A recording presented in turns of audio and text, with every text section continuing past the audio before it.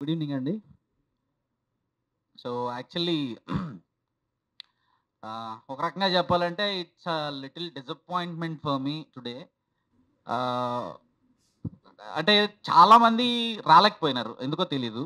Maybe రేపు ఎల్లుండి holidays అవటం వల్ల. యాక్చువల్గా దీన్ని దీన్ని రంజాన్ రోజు ప్లాన్ చేసుకున్నాం మేము. అసలు ఫస్ట్ అనుకున్నప్పుడు రంజాన్ రోజు ప్లాన్ చేసుకున్నాము, కానీ రంజాన్ అంటే ఫెస్టివల్, ఆ రోజు ఎట్లా వస్తారు అన్నది ఒక చిన్న డౌట్ ఉంది. 30వ తారీఖు అంటే రేపు పెడదాం అనుకున్నాము. రేపేమో అసలు సుందరయ్య విజ్ఞాన కేంద్రమే మొత్తం సెలవు ఉంది. సో తప్పలేదు, ఇవాళ ఈవినింగ్ పెట్టడం తప్పలేదు. ఎందుకంటే ముఖ్యంగా నేను నా జాబ్ కారణంగా నేను హైదరాబాద్లో ఉండకపోవటం, ప్రతిసారి మా ఊరు నుంచి ఇక్కడికి రావటం, వచ్చినప్పుడల్లా ఒక సీఎల్ అయిపోతుంది. మాకేమో ఏడాదికి ఉండేది 8 సీఎల్స్. 8 సీఎల్స్లో ఆల్రెడీ ఈ సంవత్సరం ఈ 3వ నెల అవ్వకుండానే 4 సీఎల్స్ వాడేశాను.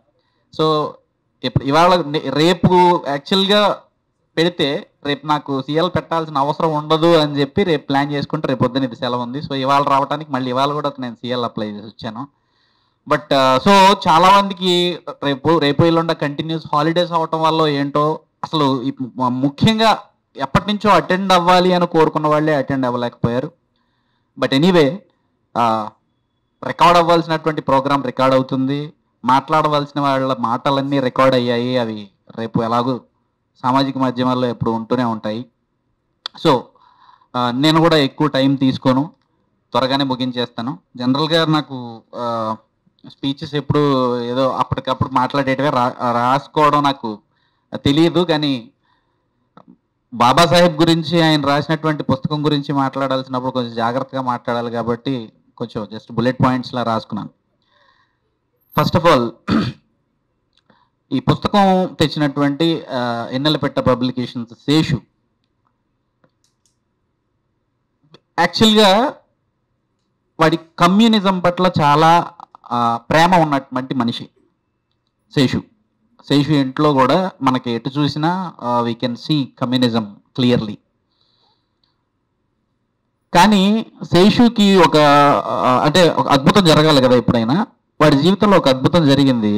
ఏదో ఒక టైంలో అంబేద్కర్ని చదివాడు.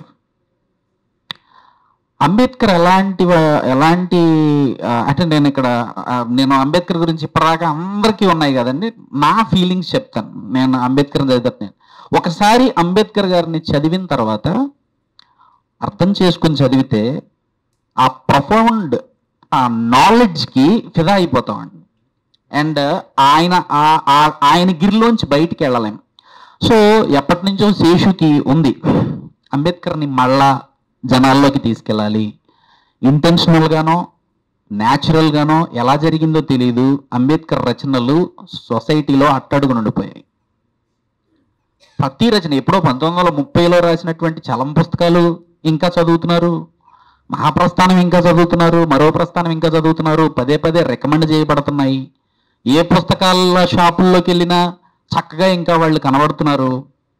అసలు ఇంతకన్నా ఎక్కువ స్టఫ్ ఉన్నటువంటి అంబేద్కర్ గారి పుస్తకాలు అలా 14 వాల్యూమ్స్గా అవైలబుల్గా ఉన్న, నిజానికి వాటిని పుస్తకాలుగా కొనుక్కొని చదవాల్సిన పని లేదు. గవర్నమెంట్ వెబ్సైట్లో 14 వాల్యూమ్స్ పీడిఎఫ్స్ డౌన్లోడ్ చేసుకోవచ్చు. బట్ స్టిల్ ఎవరు చదవట్లేదు. ఇంటెన్షనల్గా చదవట్లేదా ఏమో తెలీదు. అర్థం కాదు. అంబేద్కర్ చాలా కాంప్లెక్స్ లాంగ్వేజ్ రాశారు, అర్థం కాదు అని నెమ్మదిగా అందరి మెదళ్ళలోకి చూపించారు. సో చదువుదామన్న ధైర్యం కూడా చాలా మంది చేయట్లేదు, అర్థం కాదేమో అని చెప్పి. నిజానికి తెలుగు కూడా అంతే కాంప్లెక్స్గా ఉంటుందండి. నేను ఇక్కడ వాళ్ళు ఎంత బాగా అంటే అనువాదం ఎంత బాగా చేశారంటే, అర్థం కాకపోవడం ఏమో కానీ ఎక్కడ అంబేద్కర్ గారు రాసిన దాన్ని ఒక పొల్లు కూడా వాళ్ళు మార్చలేదు, ఎగ్జాక్ట్గా రాశారు. ఎగ్జాక్ట్గా ఆయన కాంప్లెక్సిటీ లెవెల్కి తూగే తెలుగు భాష వాడి రాశారు. సో నిజానికి పాత వాళ్ళకి 1960s 1970sలో చదువుకున్న వాళ్ళకి ఏమన్నా అర్థమయ్యే అవకాశం ఉంటుందేమో కానీ మా తరం వాళ్ళకి 90s 80sలో స్కూలింగ్లో ఉన్న వాళ్ళకి ఎవరికి కొంచెం కష్టమేనండి తెలుగు, అది గ్రిప్ ఉంటుంది. సో సంవత్సరంన్నర క్రితం శేషు నన్ను ఫస్ట్ వీటిని వీడియోస్గా తీసుకెళ్దాము అంబేద్కర్ గారిని, చెప్తే వింటారు కదా చదివే ఓపిక లేని వాళ్ళు అన్నప్పుడు వీడియోస్ స్టార్ట్ చేశాం. సేమ్ ఈ 2 టాపిక్సే నేను వీడియోస్ చేసి యూట్యూబ్లో పెట్టానండి. యాక్చువల్లీ ఆ రెండింటికన్నా ముందు నా అన్వేషణ అనే ఛానల్కి సంబంధించినటువంటి రిజర్వేషన్ గురించి ఏదో ఒక వీడియో చేస్తే దానికి కౌంటర్గా నేను వీడియో చేశాను. దానికి బీభత్సంగా వ్యూస్ వచ్చినాయి. ఆ తర్వాత చేసినటువంటి ఈ టాపిక్స్కి పెద్దగా వ్యూస్ రాలేదు. సో అది కూడా మళ్ళీ డిసప్పాయింట్మెంట్. అంటే ఓకే మనం చేస్తున్నాం కానీ చూడట్లేదు, చూసేవాళ్ళు కూడా ఉన్నారు కానీ ఊహించిన రెస్పాన్స్ కాదు అది. సో మళ్ళీ అది అలా మరుగున పడిపోయింది. రీసెంట్గా life at the rate of Buttaigudem పుస్తకానికి పనులు జరుగుతున్నటువంటి టైంలో శేషు మళ్ళీ ఒకసారి నాతో అన్నాడు, నువ్వు మళ్ళీ ఎందుకు కుల నిర్మూలనని రీట్రాన్స్లేట్ చేయకూడదు అని చెప్పి. అసలు నువ్వు ఆ మాటని సాహసమైన ఎట్లా చేసావు, దాన్ని అర్థం చేసుకోవటానికే చాలా బాధ, మళ్ళీ దాన్ని ఇంకొక అనువాదం చేయటం కూడా నా వల్ల కాదేమో. నీ వల్ల కాకపోయింది, నువ్వు సరిగా చేయకపోతే మ్యాక్సిమం ఏం చేస్తాం, ప్రింట్కి వెళ్ళటం మానేస్తాము. చదివితే నీకు ఇంకా బాగా దాని మీద గ్రిప్ వస్తుంది కదా, నష్టపోయేది ఏముంటుంది.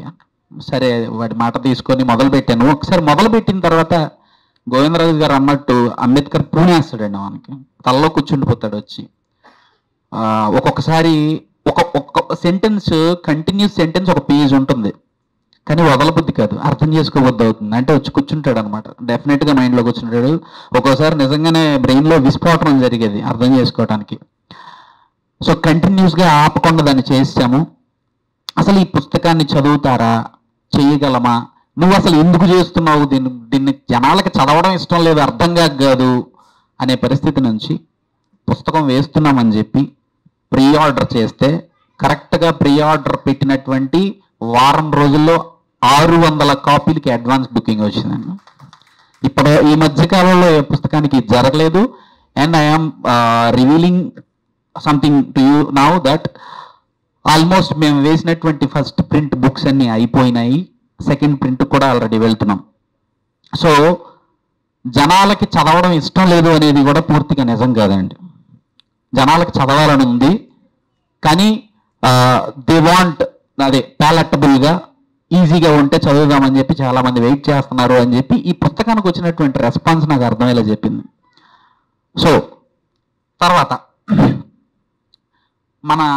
మన సొసైటీ చాలా విచిత్రమైనటువంటి సమాజం. మరి ఎందుకు అలా మన వాళ్ళు బిహేవ్ చేస్తారో నాకు అర్థం కాదు కానీ ఎక్కడో పాలస్తీనా ప్రజల బాధలు కనపడతాయి మన వాళ్ళకి, ఉక్రెయిన్ ప్రజల బాధలు కనబడతాయి, ఆఫ్రికాలో పిల్లవాడు అన్నం లేక పక్కన గద్ద తినడానికి వెయిట్ చేస్తుంటే ఆ ఫోటోని కొన్ని వేల సార్లు రిపీటెడ్గా షేర్ చేసుకుని మళ్ళీ కూర్చుని చూసుకుని కుమిలిపోయి బాధపడిపోతుంటారు అయ్యో అని చెప్పి. వీళ్ళే చాలా క్యాజువల్గా కులమా ఈ రోజుల్లో ఎక్కడండి అంటే ఇది కనపడక అంటాడా, లేకపోతే నిజంగా తెలిసి అంటాడా, లేకపోతే మూర్ఖత్వమా ఏంటో నాకు చాలా మంది ఈవెన్ నేను పనిచేస్తున్నటువంటి ఆఫీసెస్లో కూడా ఇంకా ఇప్పుడు ఎందుకు అవన్నీ మాట్లాడతావన్నా ఎక్కడుందన్నా. సో వాడు క్యాజువల్గా చూపించేటువంటి వివక్షని వాడి వివక్ష అని ఫీల్ అవ్వట్లేదు, బహుశా చాలా దేశాల్లో చాలా రకాల వివక్షలు ఉన్నాయి కదా, బహుశా ఈ దేశంలో ఇలా పుట్టడం మీ కర్మేమో, అనుభవించేయటమే అట్లా పుట్టారు కాబట్టి అనే పరిస్థితిలో కూడా ఉన్నారేమో అని నాకు చిన్న అనుమానం. రియాలిటీని యాక్సెప్ట్ చేయరు. రోజు దేశంలో కనీసం ఒక 100 సంఘటనలు జరుగుతాయి, అది కూడా మనకు రికార్డ్ అయితే కదా మనకు తెలిస్తే. అసలు రికార్డు కానివి, కెమెరాలో షూట్ చేయబడనివి, కనీసం మీడియా దృష్టికి రానివి ఎన్ని సంఘటనలు జరుగుతాయి అంటారు. 150 కోట్ల ప్రజలు ఉన్నటువంటి దేశంలో దారుణమైనవి లైవ్లో రికార్డ్ అయినవి కేవలం కులం వల్లే అంత దారుణంగా మారుతీరావు గారు చంపేశాడు అని తెలిసాక కూడా ఇంకా కులం ఎక్కడా అనే వాళ్ళు నాకు అసలు నిజానికి కులాన్ని సీరియస్గా నెత్తి మీద మోసే వాళ్ళకన్నా వీళ్ళ నోట్లో యాసిడ్ పోయాలనిపిస్తుంది. నాకు కులాన్ని సీరియస్గా మోసే yes I'm Brahmin, I'm proud of it అని చెప్పుకునేవాడు చాలా నయం కదా. అట్లీస్ట్ వాడి ఒరిజినల్ ఫేస్ మనకు చూపిస్తున్నాడు.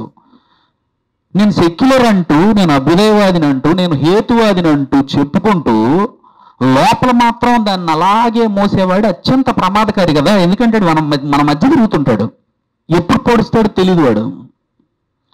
వీడి డేంజర్ అని తెలిస్తే వాడి పట్ల జాగ్రత్తగా ఉంటాం. అందుకనే ఓపెన్గా వాళ్ళ మతాన్ని చాటేవాళ్ళు, ఓపెన్గా ఎస్ అని చెప్పేవాళ్ళు నాకు బెటర్ అనిపిస్తారు. ఈ ముసుగు ఉన్న వాళ్ళకన్నా కూడా. తర్వాత నిజానికి ఇది నిజమా ఎంతవరకు నిజమనేది నాకు తెలియదు, కానీ ఐ పర్సనల్లీ ఫీల్ మా చిన్నతనం కన్నా ఈరోజు కుల వివక్ష చాలా ఎక్కువ ఉంది, చాలా చాలా ఎక్కువ ఉంది. దీనికి నేనే బెస్ట్ ఎగ్జాంపుల్. ఏంటంటే మా నాన్నగారు గవర్నమెంట్ ఎంప్లాయీ అండి, ఎలక్ట్రిసిటీ డిపార్ట్మెంట్లో మా నాన్నగారు చేసి రిటైర్ అయ్యారు. ఓ 2 years క్రితం క్యాన్సర్ వల్ల చనిపోయారు. మా నాన్నగారికి ఉద్యోగం వచ్చినప్పుడు కొత్తలో ఆ డెల్టా ఏరియాలో ఉండేటువంటి ఎంప్లాయీస్ అందరూ కలిసి మొత్తానికి ఆయన్ని సీరియస్గా చేతపడి చేసి కన్విన్స్ చేసి, నువ్వు ఏజెన్సీకి వెళ్ళి పని చేస్తే అక్కడ నీకు మంచిగా అలవెన్స్లు వస్తాయని చెప్పి ఏజెన్సీకి తోసేశారు. యాక్చువల్లీ డెల్టా ప్రాంతాల్లో ఉంటేనే డబ్బులు వస్తాయి, ముఖ్యంగా ఎలక్ట్రిసిటీ డిపార్ట్మెంట్లో. ఏజెన్సీకి తోసేశారు. సో మమ్మల్ని తీసుకొని ఎక్కడో మారుమూల ఏజెన్సీ ప్రాంతానికి వెళ్ళిపోయాడు మా నాన్నగారు. అక్కడ అన్ని కాస్ట్లు ఉండేవి. నాకు ఊహ తెలిసింది, నేను పేరు కూడా చెప్పాలండి, నాకు ఊహ తెలిసింది కంచేటి రామారావు గారు అనేటువంటి ఒక కోమట్ల ఆయన ఇంట్లో. ఆయన ఎప్పుడో చనిపోయి ఉంటాడు బహుశా.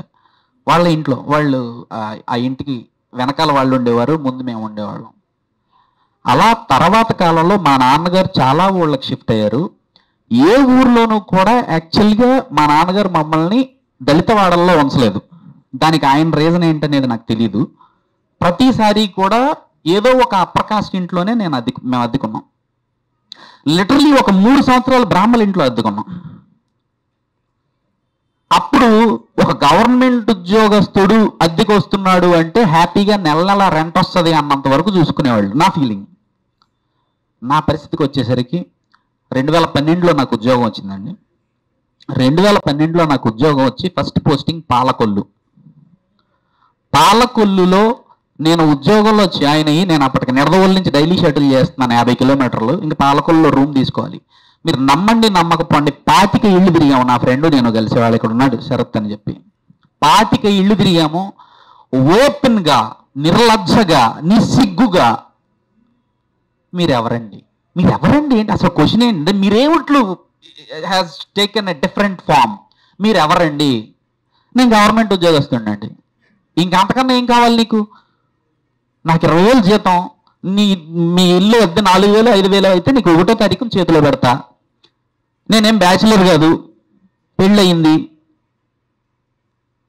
మీకు ఇంకేంటి ప్రాబ్లం? అలా కాదు సార్, మీరు ఎవరో ఊరికే తెలుసుకుందామని. అదేంటో చెప్పండి సార్, మీరు ఎవరు అంటే మీ క్వశ్చన్ ఏంటి ఎగ్జాక్ట్లీ?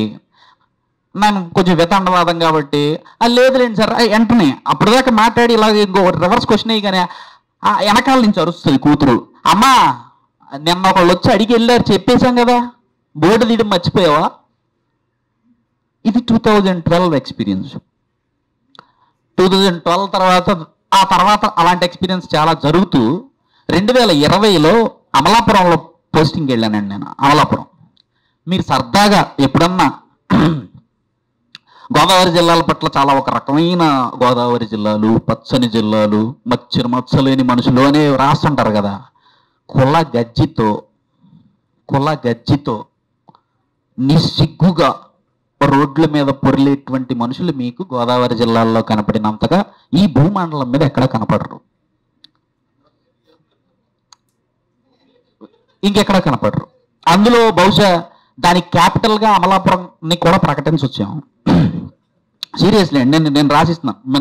మీరు సరదాగా అమలాపురం వెళ్ళండి ఎవరైనా కూడా. అమలాపురంలో క్వశ్చన్ మారింది నాకు. మీరెవరు? మీరు క్రిస్టియన్లా? మీరు క్వశ్చన్ అర్థం చేసుకోండి. మీరు క్రిస్టియన్లా? రూపాంతరం కదా. అలా అందరికీ క్లియర్గా అర్థమైపోయింది. గోదావరి జిల్లాల్లో ఉన్నటువంటి అప్పర్ కాస్ట్ పీపుల్ అందరికీ ఏం అర్థమైపోయిందంటే, ఇక్కడ ఉన్నటువంటి 99% దళితులు క్రిస్టియన్లుగా మారిపోయారు.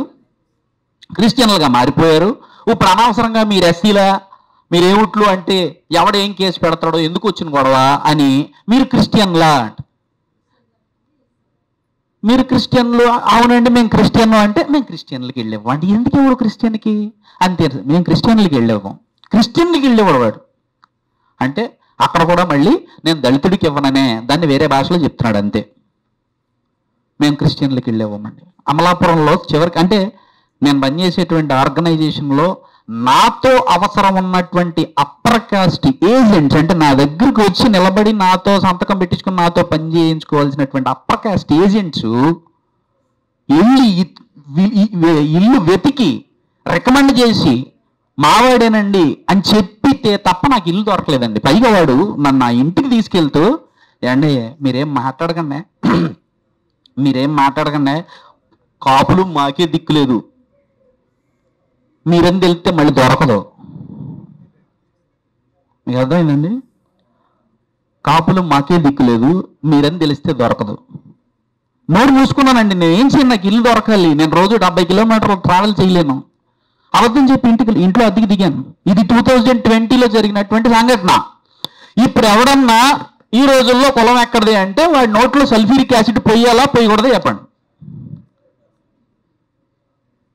అబ్సల్యూట్లీ పొయ్యాలంటారు. నేను కులాన్ని నెత్తి మీద పెట్టుకుని మోసేవాడిని ఏం చేయకండి. హ్యాపీ అట్లీస్ట్ ఏంటది, he is true to his self. వాడితో మనకు ప్రమాదం లేదు నిజానికి. ఆ కులం గూట్లోనే గూడు కట్టుకుని ఎదురొచ్చి చచ్చిపోతాడు ఊపిరాడక. వీడు బయటకు వచ్చి లేదు కదా, ఇంకా నీతో మేమో తిరుగుతున్నాం కదా, మేము టీ తెచ్చుకుంటే ఒక కప్పు నీకు ఇస్తున్నాం కదా, వీళ్ళతో సమస్య.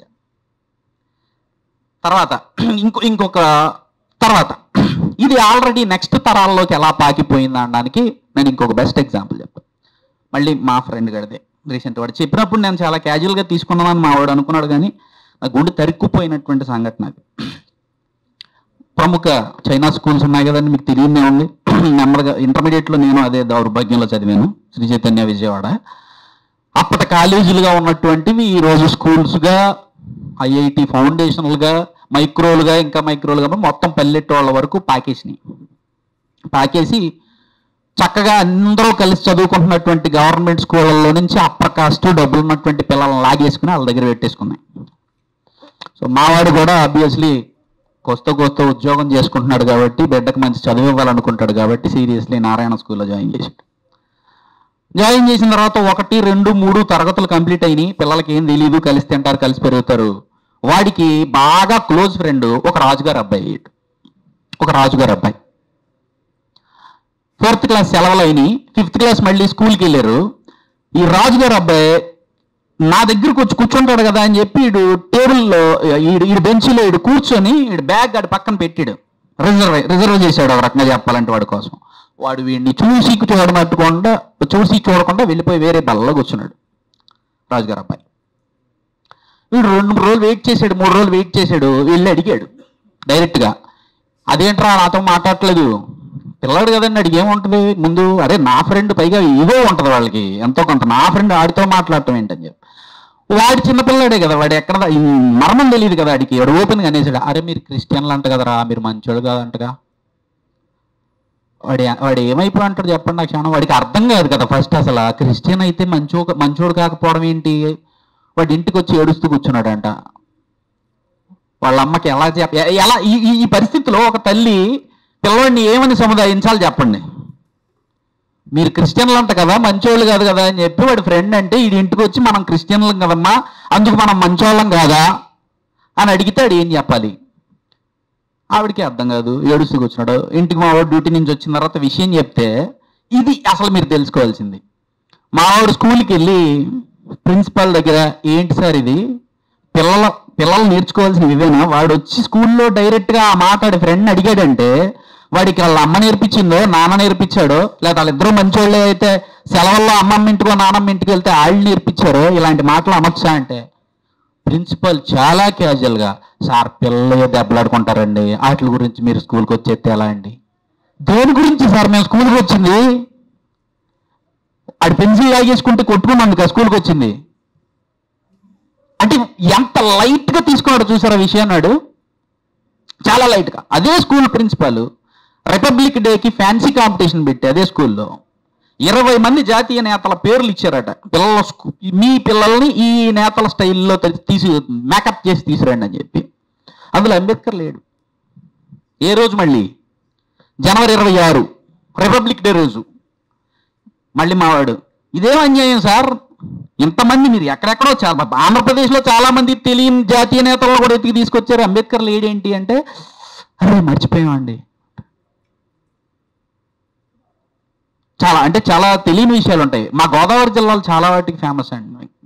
అందరూ ఏదంటే కాకినాడ కాజాలు, ఆత్రేయపురం పూతరేకులు అనుకుంటారు, కానీ గోదావరి జిల్లాలో ఫేమస్ ఫర్ కులం, దాని డైనమిక్స్, దాని రూపాంతరం.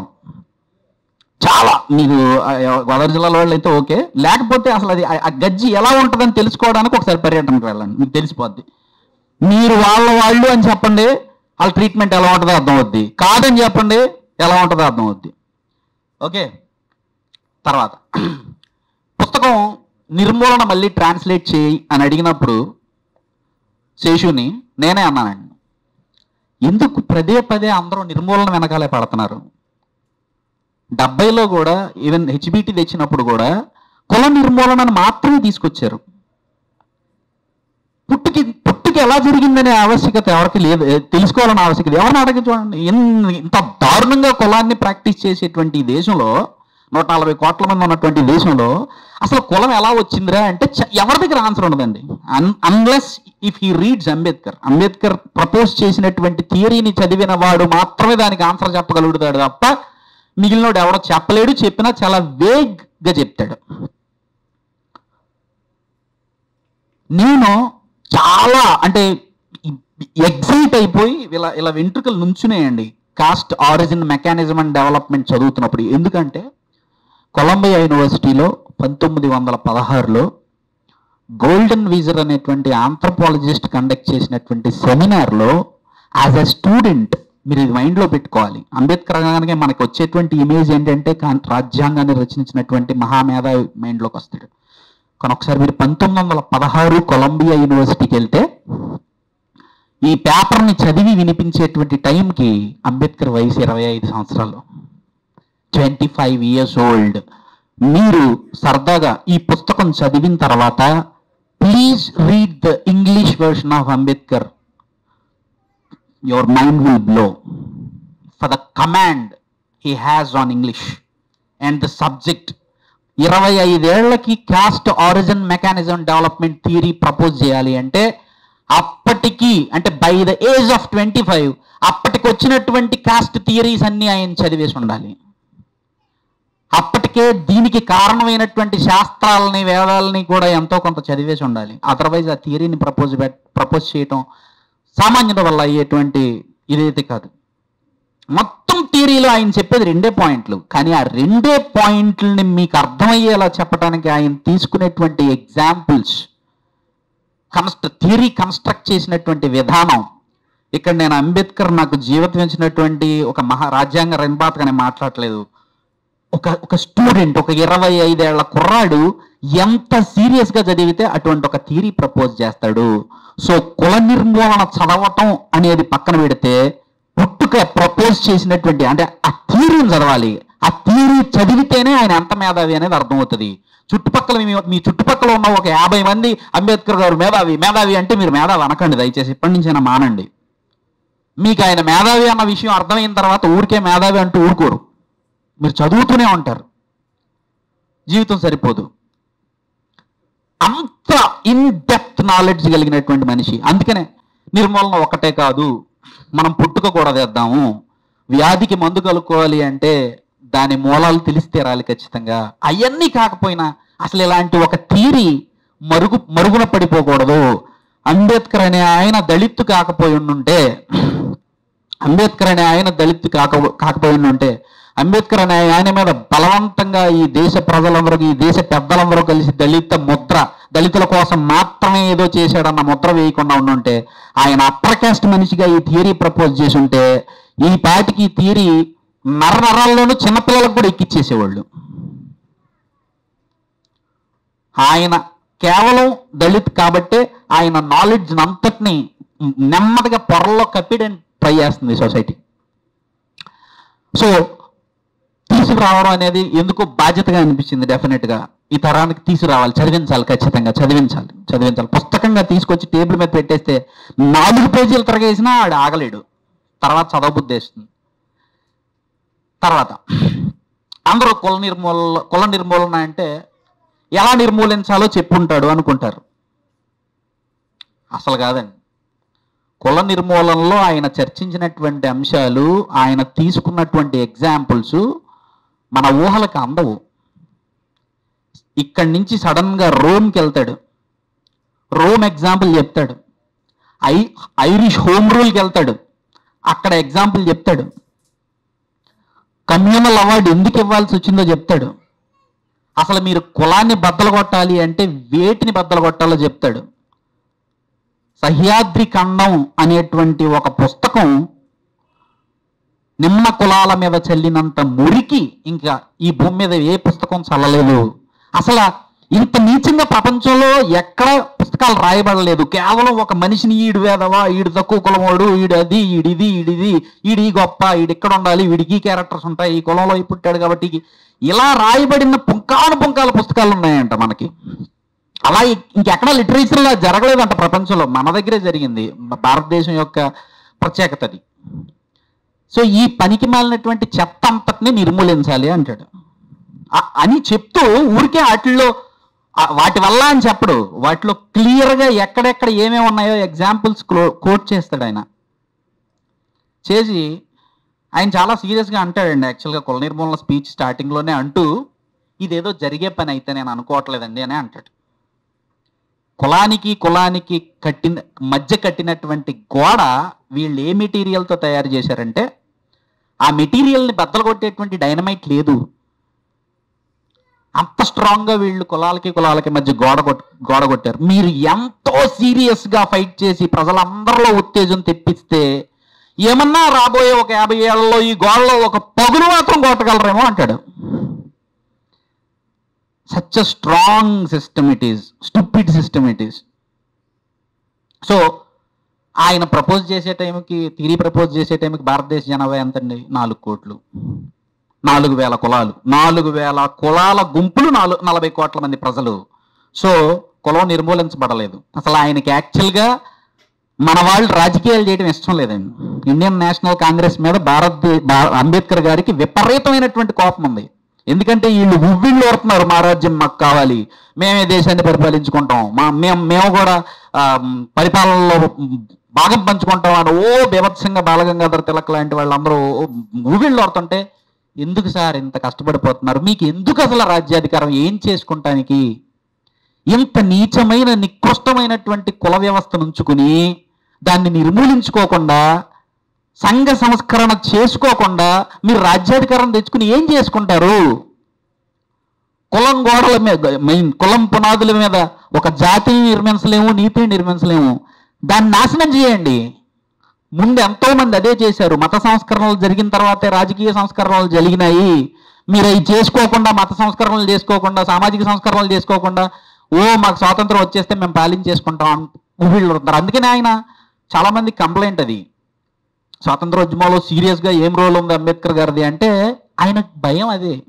వీళ్ళు కులాన్ని ఇలాగే ఉంచి స్వాతంత్రం తెచ్చుకుని కొత్తగా కొత్త రాజకీయాలు చేద్దాం అనుకుంటున్నారు. అప్పుడు నా వాళ్ళ పరిస్థితి ఏంటి? పెనం మించి పొయ్యిలో పట్టమే. ఊహించాడు, అదే జరిగింది. ఇంకో మాట అంటాడండి, గొప్ప మాట. కులం ఇవాళకి మీకు ఇదేదో ప్రాంతీయ సమస్యగా కనపడినా ఇదెంత ప్రమాదకరమైందంటే, ఏ రోజైతే హిందువులు భారతదేశాన్ని వదిలి ఈ భూమి మీద ఇతర ప్రాంతాలకి తరలిపోతారో ఆ రోజు వీళ్ళు ఈ కులాన్ని ఇక్కడి నుంచి అక్కడికి కూడా మోసుకుపోతారు. ఆయనకన్నా గొప్ప ప్రొఫెసీ చెప్పినటువంటి మనిషి భూమి మీద ఉన్నాడని నేనైతే అనుకోవట్లేదు. ఎందుకంటే 100 ఏళ్ల తర్వాత ఎగ్జాక్ట్లీ అదే జరుగుతుంది. ఈ రోజు కుల వివక్ష కోసం అమెరికాలో చట్టాలు తేవాల్సినటువంటి పరిస్థితి. అంత గొప్పవాళ్ళు మనవాళ్ళు. సో కుల నిర్మూలనలో కేవలం నిర్మూలించడానికి మార్గాలే లేవండి, ఇంకా చాలా సబ్జెక్ట్ ఉంది. కాబట్టి కుల నిర్మూలన ఖచ్చితంగా చదివితేరాలి. సాధ్యమా కుల నిర్మూలన అంటే ఐ డోంట్ థింక్ సో, అది సాధ్యం కాదు. సో నాకు బీయింగ్ ఎ దళిత్ నాకు నా కమ్యూనిటీతో చాలా పెద్ద సమస్య ఉందండి. నాకు చాలా పెద్ద సమస్య ఉంది. ముఖ్యంగా నా గోదావరి జిల్లాలో ఉన్నటువంటి దళితులతో ఇంకా ఎక్కువ సమస్య ఉంది.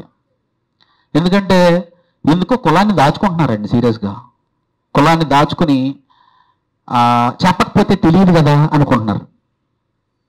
కాకపోతే మన వాళ్ళు ఎంత నీచులంటే,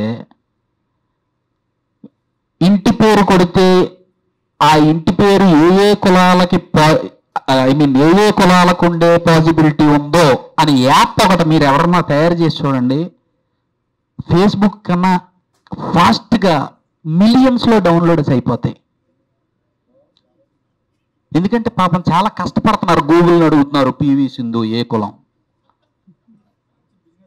పివి సింధు ఏ కులం, లేకుంటే ఆయన ఎవరో ఏ కులం, ఇంకెవరో ఏ కులం.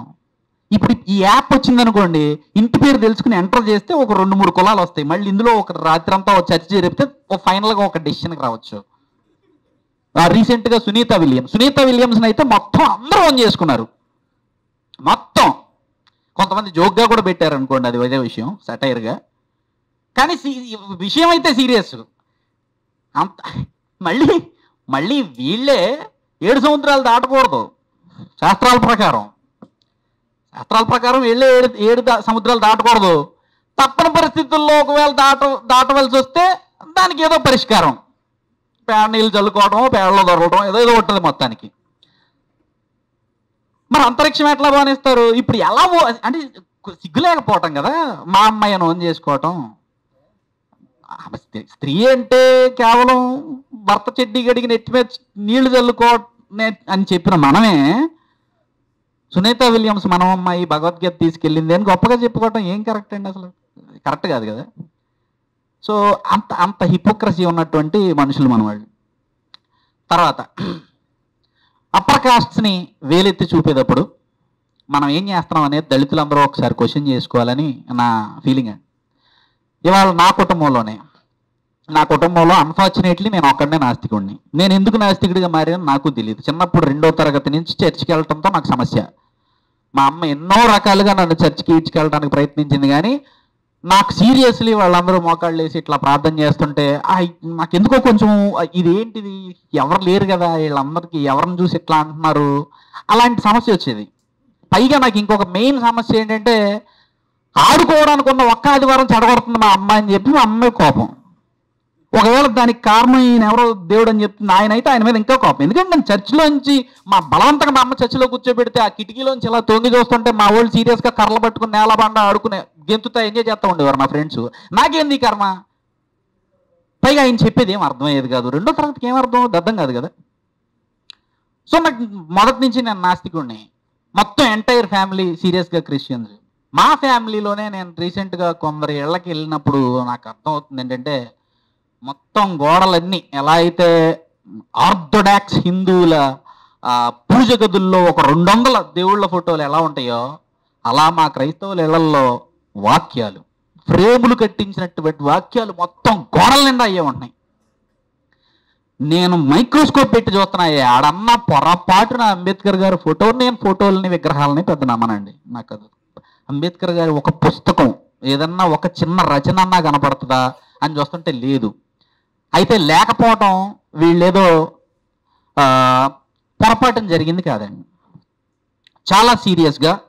చాలా సీరియస్గా దళిత్స్ని అంబేద్కర్కి దూరం చేసేటువంటి పని చర్చెస్ చేస్తున్నాయి. ఎలా చేస్తున్నాయి అంటే, ఈ పని మనకి దేవుడు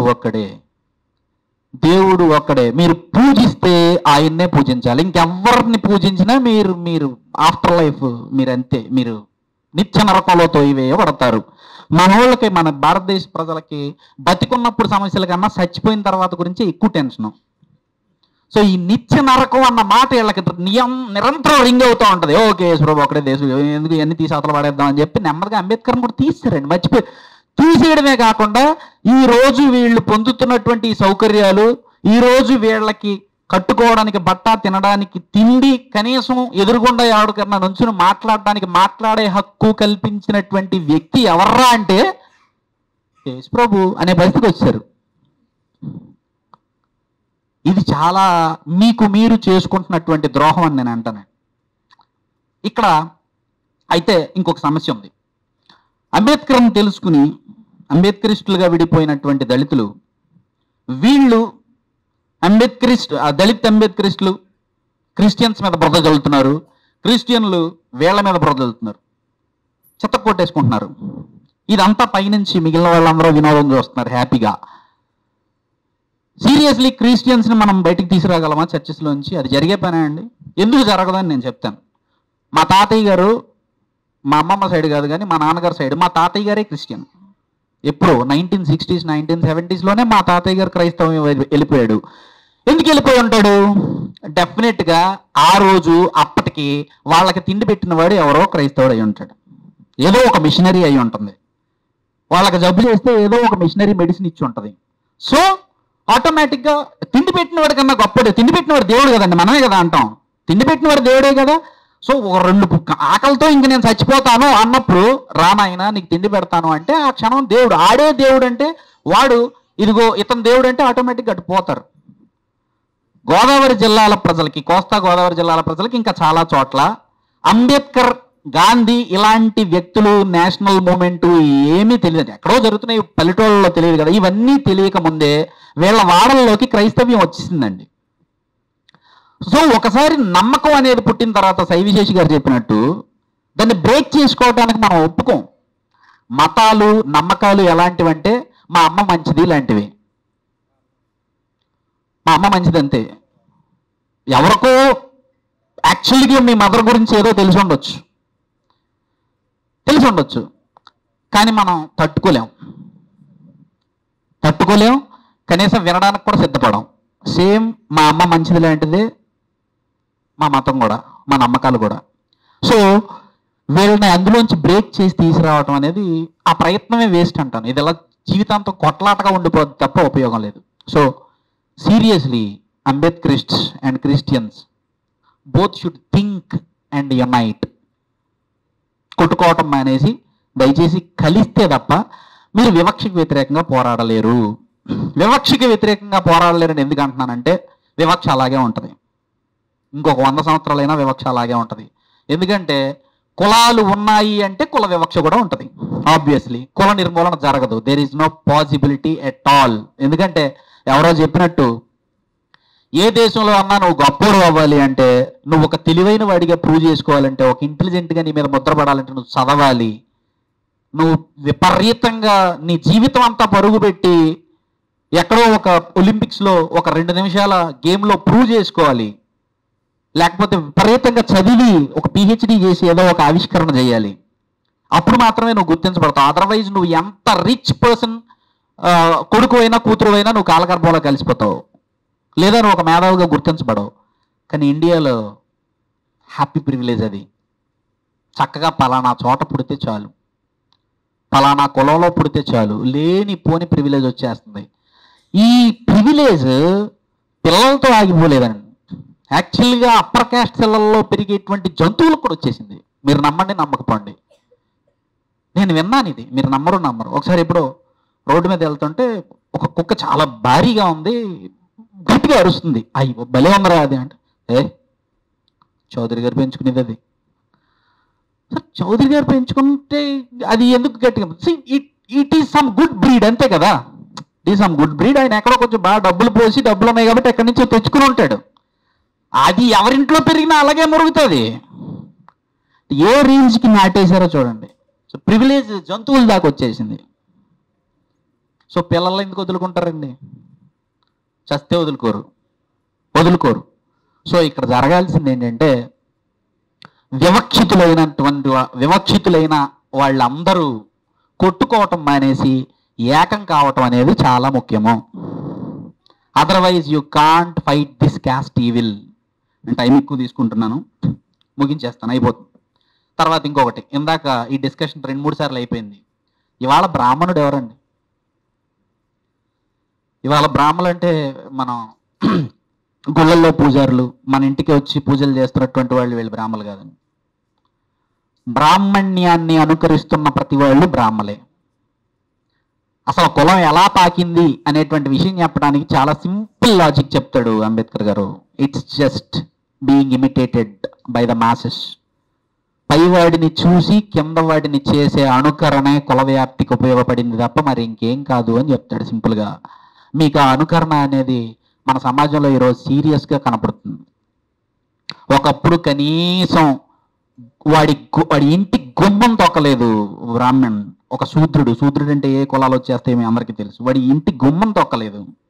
కానీ ఈరోజు అదే శూద్రులు ఏదన్నా ఇంట్లో పూజ చేసుకుంటే అచ్చంగా బ్రాహ్మణులా మేకప్ వేసుకుంటారు. మీరు అబ్జర్వ్ చేయండి, నీట్గా పంచె కట్టుకుంటారు. ఇదంతా ఎవరిది? వీళ్ళేమో ఒక 50 ఏళ్ల క్రితం ఇలాగే కట్టుకున్నారా? కట్టుకోలే. అది ఒక 50 ఏళ్ల క్రితం వీళ్ళు ఎవరికి ఒంటి మీద గొడ్డలే లేవు. నెమ్మదిగా డబ్బులు సంపాదించుకున్న తర్వాత, ఆర్థికంగా స్థిరపడిన తర్వాత, కాస్త రాజకీయ శక్తి సంపాదించిన తర్వాత ప్రతి కులము చేస్తున్నటువంటి పని బ్రాహ్మణుణ్ణి అనుకరించడమే. సో ఒకసారి బ్రాహ్మణుణ్ణి అనుకరించడం అంటూ మొదలెట్టిన తర్వాత అందులో ఫస్ట్ రూల్, బుక్లో రూల్ నెంబర్ 1, నువ్వు చేయాల్సింది దళితుణ్ణి హీనంగా చూడటము. ఇది నేర్చుకోవాల్సినటువంటి ఫస్ట్ రూలు. ఈ మొత్తం సమాజం నిలబడింది దళితుడి గుండెల మీద. దళితుడి గుండెల మీద మాత్రమే నిలబడింది.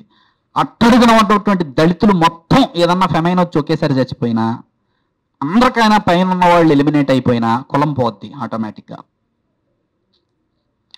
కేవలం వాడు మాకన్నా హీనుడు అన్న ఒక ఉటోపియాలో మొత్తం ఒక 140 కోట్ల మంది ప్రజలు ఉన్నటువంటి దేశం బతుకుతుంది. చాలా చాలా విచిత్రమైనటువంటి సమాజం ఇది. సీరియస్లీ అండి, అంబేద్కర్ గారి పుస్తకాలు ఎవరో ఒకళ్ళు అనుకుంటే అది అది అయ్యే పని కాదండి. ఆయన ఒక చోట అంటాడు, మనువు నిజంగా అలాంటి వాడు అనేవాడు ఉన్నాడని నేనైతే అనుకోవట్లేదు. కానీ వాడే గనక ఉండుంటే వాడు ఒక డేర్ డెవిల్.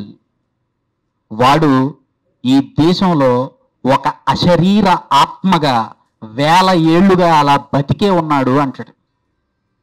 అయితే ఈ మాట అన్న అంబేద్కర్ ఏం చేశాడంటేనండి, మన అందరినీ కాపాడటానికి, అంటే చాలామంది మర్చిపోయారు అంబేద్కర్ వాళ్ళకేం చేశాడు అన్నటువంటి విషయం.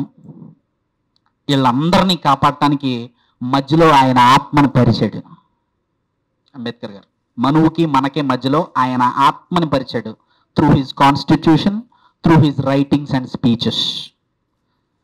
ఇప్పుడు చాలా తెలివిగా ఏం చేయబడుతుందంటే ఈ పొర తొలగించబడుతుంది. ఈ మధ్యలో ఒక రకంగా మనం దీన్ని ఓజోన్ లేయర్ అనుకుంటే, అంబేద్కర్ గారి writings and speeches and his constitution and his ideas of socialism and his ideas of secularism, ఈ ఐడియాస్ అనే ఈ ఓజోన్ లేయర్, ఈ ప్రొటెక్టివ్ లేయర్ని నెమ్మదిగా పీలికలుగా చింపేస్తే మళ్ళా డైరెక్ట్గా మనకి మనువు గారు పడిపోతాడు మీద. ఒక్కసారి మనువు మళ్ళీ ఆక్రమించుకున్న తర్వాత దేశాన్ని మొట్టమొదట నష్టపోయేది మళ్ళీ అర్జెంటుగా దళిత్స్, తర్వాత మిగిలిన సెక్షన్స్. కాకపోతే వాళ్ళకన్నా అర్థం కావట్లేదు. అందరికన్నా ముందు దళితులు, అందరికన్నా ముందు విమెన్. నాకు సీరియస్గా మా మనువాదాన్ని విపరీతంగా నెత్తికెత్తుకునే ఆడవాళ్ళని చూస్తే జాలేస్తుందండి, కోపం రాదు. సీరియస్గా వాళ్ళ నుంచి మనువాదాన్ని ఇంప్లిమెంట్ చేస్తే అసలు తట్టుకోగలరా? 100 అక్కర్లేదు, సరదాగా సతీసాగా మనం ఇంప్లిమెంట్ చేస్తేనో అవుట్ కదా. సో అదేం తెలియక ఇదేదో గొప్పది అనుకుంటున్నాను. సో ఇంకా నా స్పీచ్ని ముగిస్తానండి. నేను కొన్ని కంప్లైంట్స్ కూడా విన్నాను. అనువాదం పూర్తి స్థాయిలో చేయలేకపోయానని, ఎక్కడన్నా కొన్ని వదిలేశానని చెప్పి. ఇది నేనే యాక్సెప్ట్ చేస్తున్నాను. ఎందుకంటే నేను మొదలుపెట్టిన ఉద్దేశమే అందరికీ అర్థమయ్యేలా చేయటం. సో ఆ అర్థమయ్యేటువంటి క్రమంలో చదివే స్పీడ్కి ఎక్కడ ఏది బ్రేక్ పడుతుంది, ఇది బ్రేక్ వేసే అవకాశం ఉంది అనుకుంటే దాన్ని కుదిరినంత సాఫ్ చేశాము. ఎక్కడన్నా కొండకొచ్చో ఒక్కొక్క లైన్ తీయాల్సి వచ్చింది, అంతే తప్ప అది కూడా డెఫినెట్గా అది తీసేస్తే ఎసెన్స్ పోయేదైతే కాదు. బట్ మా శేషు అంటాడు, స్టిల్ ఈ పుస్తకం రిలవెన్స్ 15 సంవత్సరాలే, లేదా 10 నుంచి 15 సంవత్సరాలే తర్వాత మళ్ళీ ఖచ్చితంగా మరో అనువాదం రావాలి. ఇది 90s 20s పిల్లల కోసం ఈ అనువాదం అనుకుంటే, ఈ తరం పిల్లల కోసం మళ్ళీ రావాలి కదా. అండ్ నాట్ ఓన్లీ కాస్ట్ కులం పుట్టుక నిర్మూలన, ఇంకా అలాంటి అద్భుతమైనటువంటి రైటింగ్స్ అండ్ స్పీచెస్ అంబేద్కర్ గారివి చాలా ఉన్నాయి. మాకు కూడా కొన్ని ఐడియాస్ ఉన్నాయి. ఇంకా చాలామంది వచ్చి మాతో కలవాలి. So that we have to bring back Ambedkar in to this society to save hour selves from the fangs of the fascist devil which is sitting right in front of our doorstep. కనబడకపోవచ్చు కానీ మీకు it is there. ఏదో జరుగుతుంది అని భయపడుతున్నారు. Actual జరిగిపోయింది. జరగాల్సినటువంటి damage అంతా జరిగిపోయింది. నిన్న నా ఫేస్బుక్లో రాశాను. మొత్తం నాజీలని యూదుల వైపు తిప్పడానికి, ప్రపంచ యుద్ధాలకి కారణం అవ్వటానికి హిట్లర్ అనేటువంటి మూర్ఖుడికి 100 సంవత్సరాలు పట్టలేదు, 10 సంవత్సరాలు పట్టింది. ఆ 10 సంవత్సరాలు మన దేశంలో అయిపోయి ఇంకొక 5 సంవత్సరాలు కూడా మళ్ళీ ఇచ్చాం. సో ఆల్రెడీ సగం కుళ్ళిపోయింది. కాపాడుకోవాల్సినటువంటి పరిస్థితి మనకే ఉంది. దానికి ఉపయోగపడేటువంటి చాలా ఇంపార్టెంట్ వెపన్ అంబేద్కరే అని చెప్పి మేము ఫీల్ అవుతున్నాము.